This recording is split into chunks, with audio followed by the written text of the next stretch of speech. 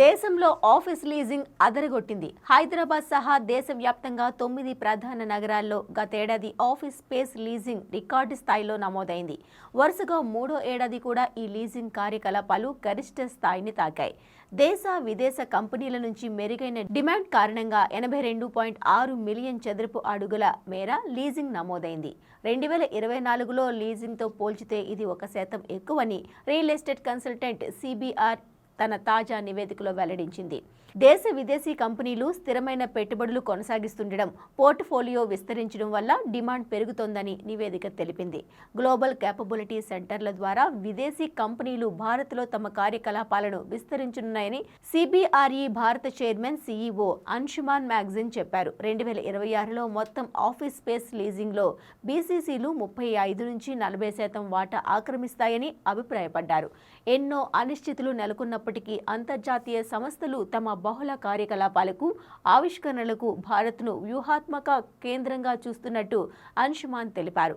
2025లో office space లీజింగ్లో technology సంస్థలు, BFSIలు కీలక పాత్ర పోషించినట్టు ఈ నివేదిక తెలిపింది. ఆఫీస్ లీజింగ్ కార్యకలాపాలు ద్వితీయ శ్రేణి నగరాలకు సైతం విస్తరించనున్నాయని పేర్కొన్నారు. ప్రధాన నగరాలకు వెలుపల తమ కార్యకలాపాలను విస్తరించాలని కంపెనీలు యోచిస్తున్నట్టు వెల్లడించింది. హైదరాబాద్ లో 4% పెరిగిన ఇళ్ల అమ్మకాలు. 2025 జులై నుంచి డిసెంబర్ మధ్య 38,403 గృహాలు. హైదరాబాద్ లో 1.14 కోట్ల చదరపు అడుగుల కార్యాలయ స్థలం లీజ్. గ్రేటర్ హైదరాబాద్ సిటీలో ఇళ్ల కొనుగోలుదారుల ప్రాధాన్యాలు క్రమంగా మారుతున్నాయని నైట్ ఫ్రాంక్ నివేదిక పేర్కొంది.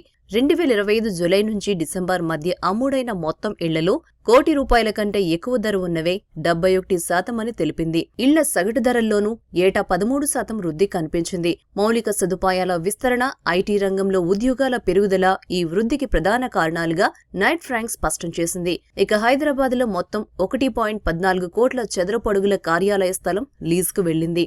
ఈ లావాదేవీల్లో సగానికి పైగా వాటా గ్లోబల్ క్యాపబిలిటీ సెంటర్లదే. కొత్త GCCలో హైదరాబాద్ నెంబర్ 1 స్థానంలో నిలిచింది. Charles Schwab, Warner brothers discovery, Goldman socks వంటి అంతర్జాతీయ సంస్థలు ఇక్కడ భారీ విస్తీర్ణాన్ని లీజుకు తీసుకున్నాయి. కార్యాలయాల అద్దె ధరల్లోనూ సగటున 10% వృద్ధి నమోదైంది. ఇక దేశంలోని 8 ప్రధాన నగరాలైన హైదరాబాద్, అహ్మదాబాద్, బెంగళూరు, చెన్నై, కోల్కతా, ముంబై, NCR, పూణేలలో కలిపి మొత్తం 3.5 లక్షల ఇళ్లు అమ్ముడయ్యాయి. 2024తో పోలిస్తే ఇది 1% తక్కువ. ఆఫీస్ స్థలం లీజింగ్ 20% వృద్ధితో 8.64 కోట్ల చదరపు అడుగులకు చేరింది. ఇందులో బెంగళూరు 2.87 కోట్ల చదరపు అడుగులతో మొదటి స్థానంలో నిలిచింది. భారత ఆర్థిక వ్యవస్థ స్థిరంగా వృద్ధి చెందుతుండటం, GDP వృద్ధి అంచనాలను 7.3% పెంచడం, ద్రవ్యోల్బణం అదుపులో ఉండటం రియల్ ఎస్టేట్ రంగానికి కలిసొస్తోందని నైట్ ఫ్రాంక్ ఇండియా పేర్కొంది.